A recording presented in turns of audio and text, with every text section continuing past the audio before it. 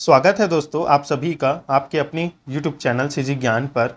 दोस्तों आज की इस वीडियो में हम शिक्षण अभिरुचि, शिक्षण अभिक्षमता, शिक्षण अधिगम एवं बाल मनोविज्ञान से संबंधित प्रश्न देखेंगे, जो कि आपके छत्तीसगढ़ प्री बीएड डीएड है, Pandit Sundarlal Sharma pre BEd DEd है और साथ ही साथ सीटेट के लिए भी इम्पॉर्टेंट रहेगा।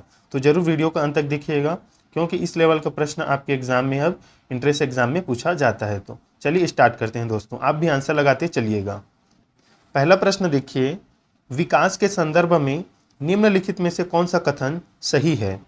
पहला है विकास केवल बाल्यावस्था के दौरान ही होता है। ऑप्शन बी विकास बहुआयामी होता है। सी है विकास की दर सभी संस्कृतियों में सभी के लिए समान होती है। विकास केवल विद्यालय में होने वाले अधिगम से ही होता है। बताइएगा सही उत्तर क्या रहेगा दोस्तों, कौन सा कथन सही है।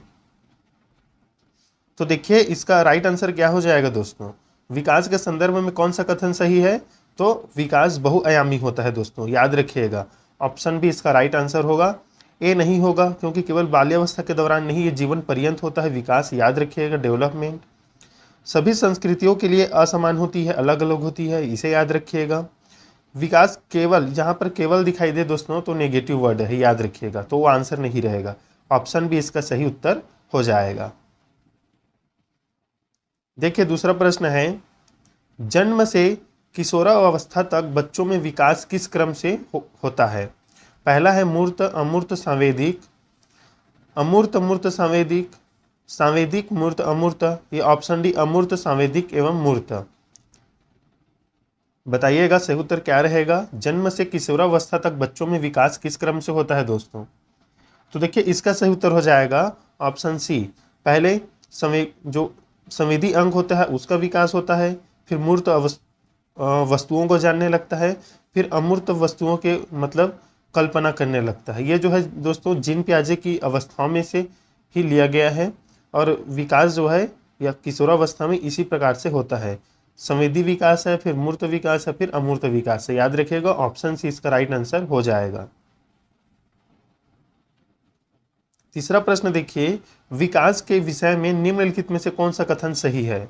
फिर आ गया वही, विकास सुरुचिपूर्ण सुव्यवस्थित समूह की अवस्थाओं में पूर्व निश्चित आनुवंशिक घटकों के कारण होता है। ऑप्शन बी है विकास एक सरल और एक दिशी प्रक्रिया है। बच्चों के विकास में बहुत सी सांस्कृतिक विविधताएं होती है। संसार में सभी बच्चों का विकास एक क्रम में होता है, सुनिश्चित समय से होता है। बताइए सही उत्तर क्या रहेगा। तो देखिए इसका राइट आंसर हो जाएगा दोस्तों ऑप्शन सी, बच्चों के विकास में बहुत सी सांस्कृतिक विविधताएं पाई जाती है दोस्तों, ये बिल्कुल सही है। देखिए अब पूर्व निश्चित आनुवंशिक घटना के कारण नहीं होता है विकास, याद रखिएगा। अब एक सरल और एक दिशी प्रक्रिया, एक दिशी नहीं है, अभी हमने आगे पढ़ा बहुआयामी होता है। संसार में सभी बच्चों का विकास एक ही क्रम में होता है और सुनिश्चित समय से होता है। देखिए एक ही क्रम में और सुनिश्चित समय से, ये सुनिश्चित समय से बिल्कुल नहीं है, सुनिश्चित समय से नहीं होता है, याद रखिएगा। तो ऑप्शन से इसका राइट आंसर हो जाएगा। देखिए चौथा प्रश्न है, निम्नलिखित में से मध्य बाल्यावस्था की अवधि का मुख्य प्रमाण चिन्ह कौन सा है।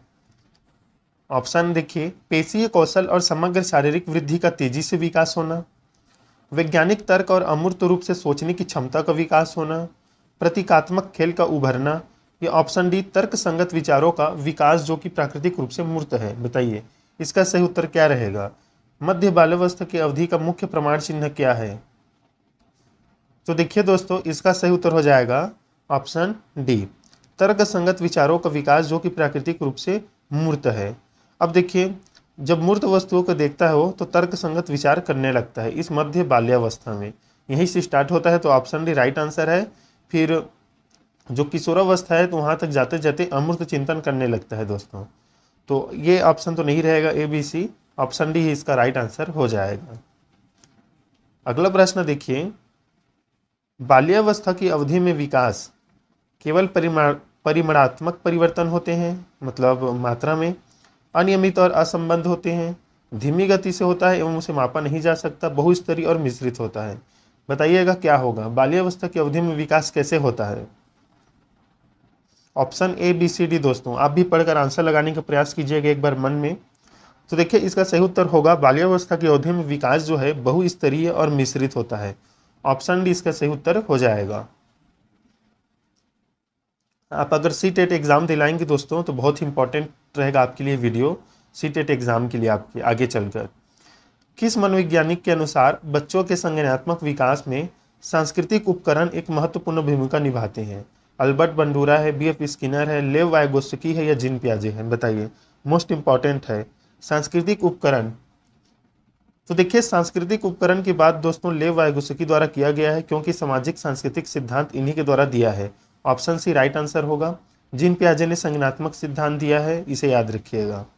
स्किनर ने जो है चूहों पर प्रयोग किया है, व्यवहारवादी ये जो है मनोवैज्ञानिक है।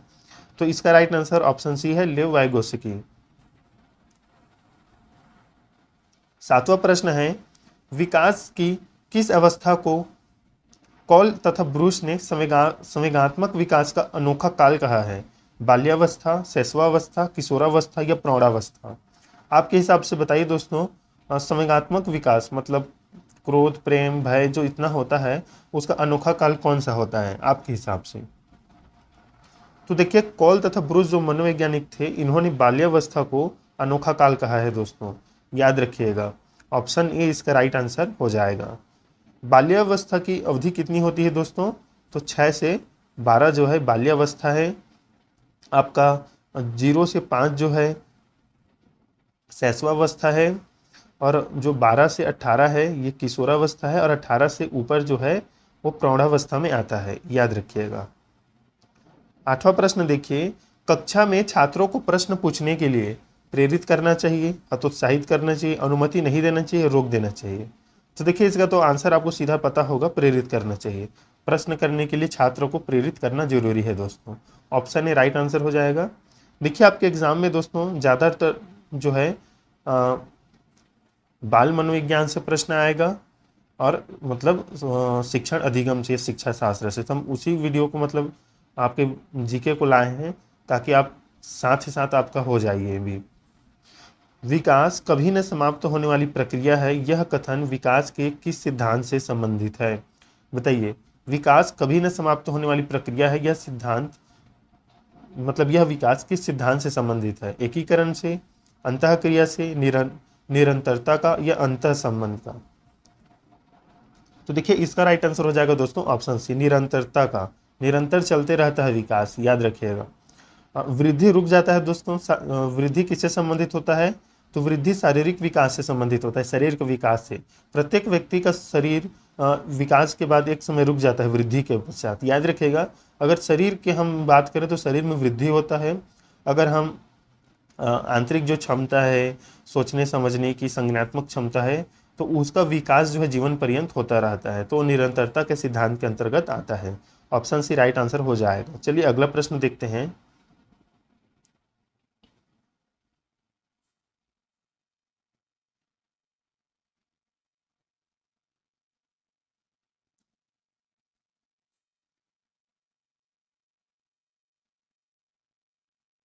देखिए, 10वां प्रश्न है, बच्चे की वृद्धि मुख्यतः संबंधित है। देखिए, यहाँ पर वृद्धि बोला गया है, याद रखिएगा। अंग्रेजी में आपको डेवलपमेंट ही दिख जाएगा, लेकिन हिंदी को आप देख लीजिएगा एक बार। बच्चे की वृद्धि मुख्यतः संबंधित है सामाजिक विकास से, शारीरिक विकास से, नैतिक विकास से, भावनात्मक विकास से। बताइए इसका सही उत्तर क्या रहेगा? तो देखिए, जहाँ आपको वृद्धि पूछा जाए तो याद रखिएगा ये शारीरिक विकास से ही संबंधित होगा। ऑप्शन बी राइट आंसर हो जाएगा। 11वां प्रश्न देखिए, पाठ्य सहगामी क्रियाएं मुख्यतः संबंधित है छात्रों के सर्वांगीण विकास से, शैक्षिक संस्थानों के विकास से, छात्रों के मानसिक विकास से, या छात्रों के वृत्तिक विकास से? बताइए, मोस्ट इंपॉर्टेंट प्रश्न है, क्या रहेगा आपके हिसाब से आंसर? जो पाठ्य सहगामी क्रियाएं हैं, मतलब पाठ के साथ जो भी क्रियाएं की जाती है जिससे शिक्षण अधिगम सफल होता है, तो वो क्रियाएं कौन सी है और किससे संबंधित होती है? तो देखिए, इसका सही उत्तर होगा ऑप्शन ए दोस्तों, छात्रों के सर्वांगीण विकास से। 12वां प्रश्न देखिए, मानव विकास का प्रारंभ होता है, बताइए, पूर्व बाल्यावस्था से, गर्भावस्था से, शैशवावस्था से, उत्तर बाल्यावस्था से? मोस्ट इंपॉर्टेंट है। देखिए दोस्तों, मानव का विकास जो है गर्भावस्था से ही प्रारंभ हो जाता है। गर्भावस्था की अवधि लगभग 280 से 286 दिन माना गया है दोस्तों, याद रखिएगा। लगभग 9 माह। आपको दिन में भी याद रखना है, सप्ताह में भी। सप्ताह में कितना सप्ताह रहेगा बताइएगा कमेंट में। 13 प्रश्न देखिए, निम्नलिखित में से कौन सा कथन सत्य नहीं है दोस्तों? नहीं है पूछा गया है। सीखना व्यवहार परिवर्तन की क्रिया है, ये तो बिल्कुल सही है। शिक्षा एक लक्ष्य उन्मुख प्रक्रिया है, बिल्कुल सही, ये दो कथन है सही है। विकास एक मात्रात्मक प्रक्रिया है, वृद्धि एक जैविक प्रक्रिया है। तो देखिए वृद्धि एक जैविक प्रक्रिया है, ये भी सही है, क्योंकि शारीरिक विकास बायोलॉजिकल होता है। विकास एक मात्रात्मक प्रक्रिया नहीं है दोस्तों, ये गुणात्मक प्रक्रिया है, याद रखिएगा। मात्रात्मक में तो आपका शरीर आएगा, जहाँ पर आपका भार वजन जो है लंबाई बढ़ेगा, ये गुणात्मक है, तो ये गलत हो गया और हमें पूछा ही गलत है, तो ऑप्शन सी ही इसका राइट आंसर हो जाएगा। 14 प्रश्न देखिए, एक प्राथमिक कक्षा में एक शिक्षक को क्या करना चाहिए? केवल उदाहरण देनी चाहिए। अब देखिए दोस्तों, जहाँ पर केवल आया आप उसे काट दीजिए, केवल नहीं होता किसी भी आपके लिए। केवल गैर उदाहरण देने चाहिए, ये भी नहीं रहेगा। उदाहरण एवं गैर उदाहरण दोनों देने चाहिए। उदाहरण एवं गैर उदाहरण दोनों नहीं देने चाहिए। देखिए तो ये नहीं देने बोल दिया, ये भी नहीं होगा। उदाहरण एवं गैर उदाहरण दोनों देने चाहिए, ऑप्शन सी राइट आंसर हो जाएगा।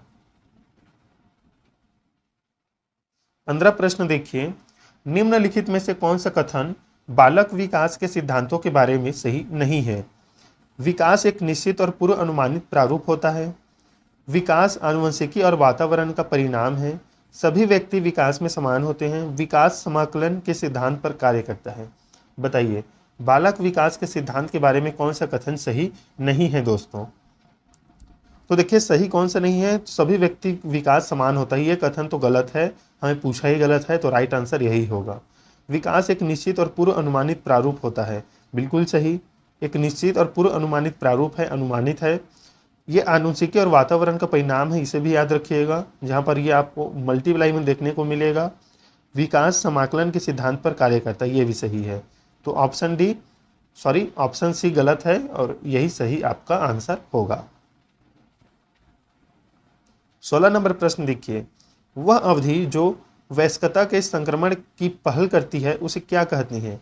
किशोरावस्था, मध्य बाल्यावस्था, पूर्व क्रियात्मक अवधि, बाल्यावस्था की समाप्ति। सही उत्तर क्या रहेगा दोस्तों?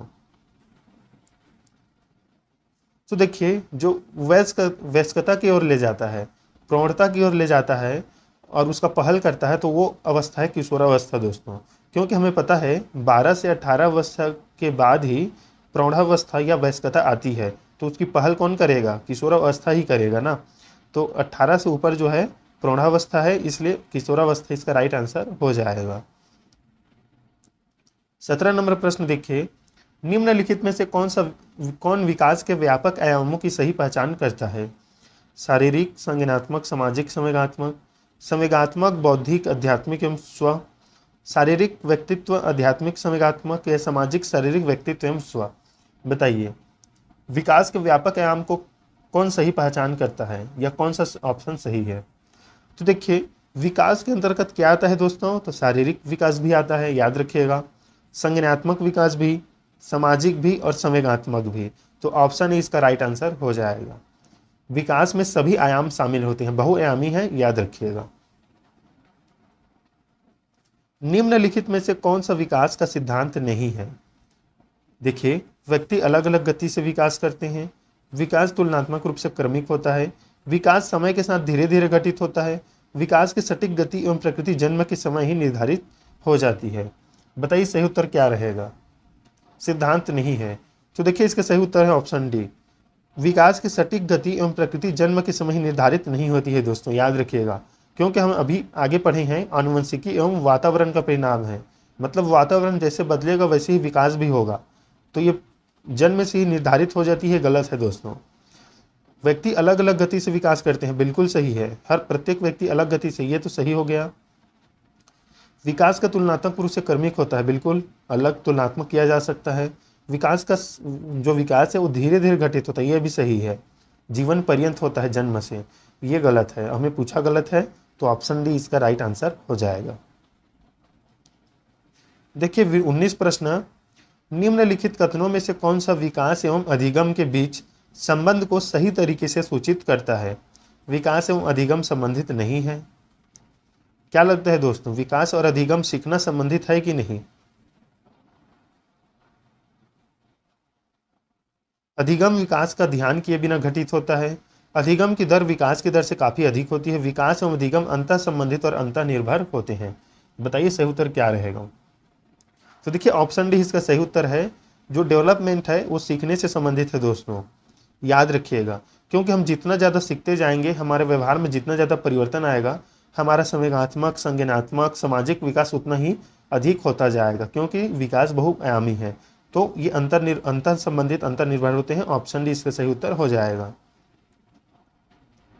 20 प्रश्न देखिए, निम्नलिखित में से कौन सा विकास का सिद्धांत नहीं है, फिर बताना है आपको।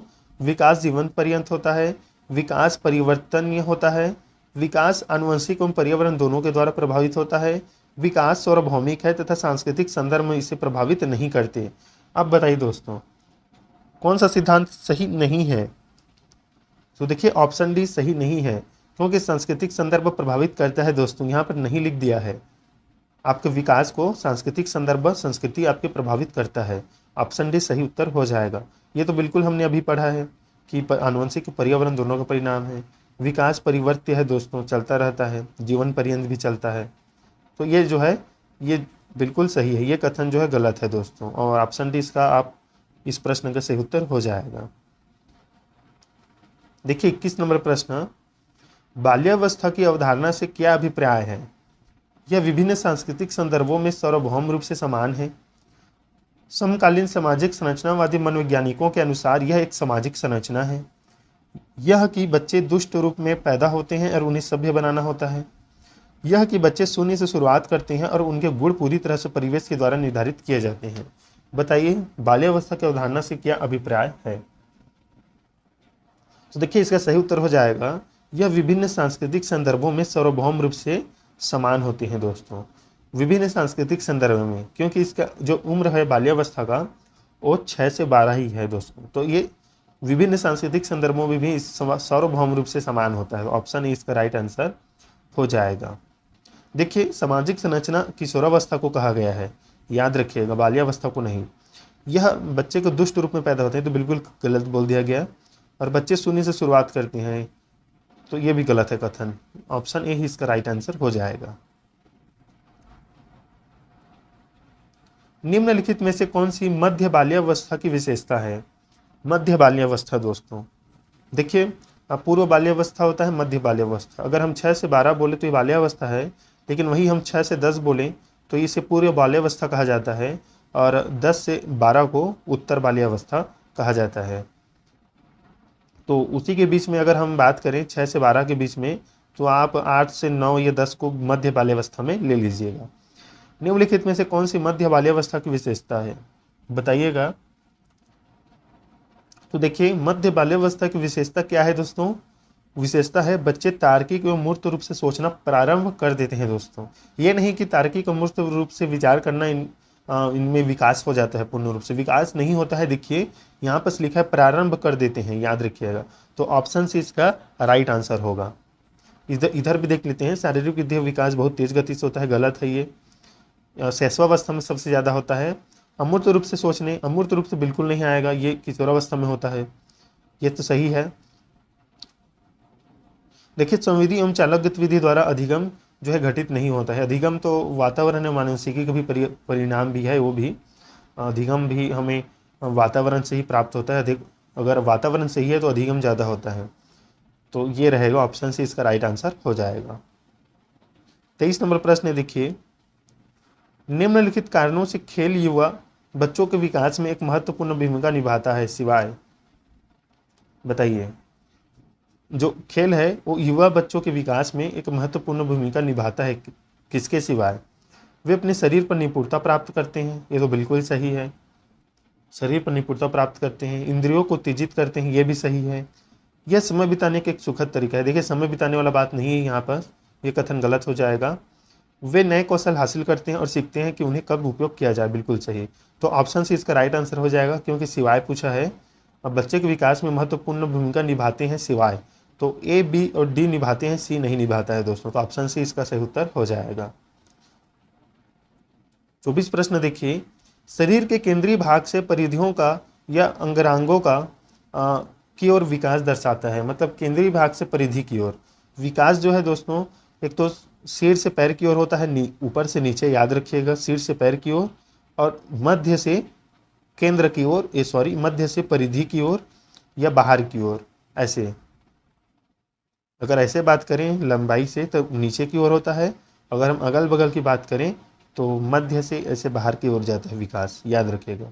सबसे पहले बालक के सर का विकास होता है, फिर इधर हाथ पैर का विकास होते चलता है शरीर का, और लास्ट देखिए फिर इधर आपके केंद्र भाग का विकास होता है सबसे पहले, फिर आपके हाथ की उंगलियों तक के जो है विकास पहुंचता है दोस्तों, जिसमें आप कार्य कर सकते हैं। जैसे सुई में धागा घुसाने जैसे कार्य है, तो आप बहुत देर से सीखते हैं और धीरे सीखते हैं, तो लास्ट विकास वही है आपका।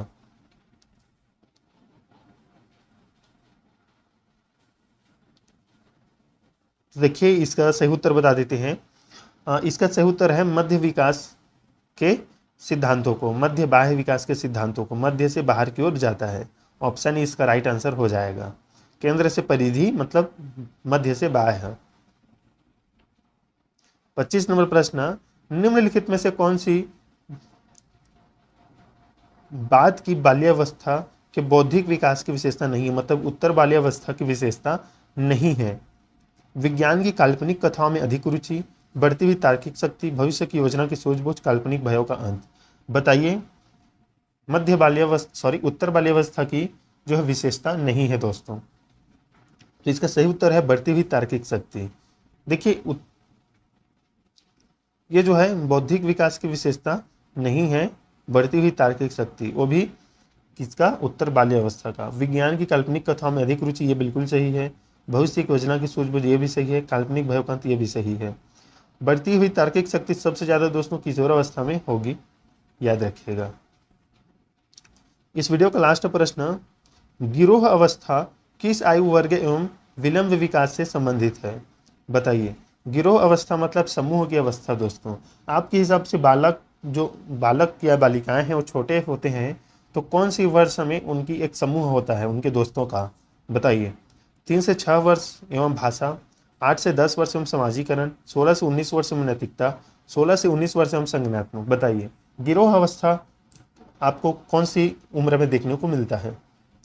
तो देखिए इसका सही उत्तर हो जाएगा 8 से 10 वर्ष एवं समाजीकरण। सोशियोलाइजेशन जो है समाजीकरण होता है, अंतःक्रिया। तो 8 से जब 10 वर्ष का होता है बालक, तो इसी अवस्था में उसका जो मित्र समूह है वो मतलब सक्रिय होता है, याद रखिएगा। इसे गिरोह अवस्था बोलते हैं, समूह अवस्था बोलते हैं, या गैंग अवस्था बोलते हैं, याद रखिए दोस्तों। तो ये थे इंपॉर्टेंट प्रश्न आपके शिक्षण अभिक्षमता से एवं बाल मनोविज्ञान से। तो दोस्तों अगले वीडियो में मिलेंगे, तब तक के लिए दोस्तों धन्यवाद।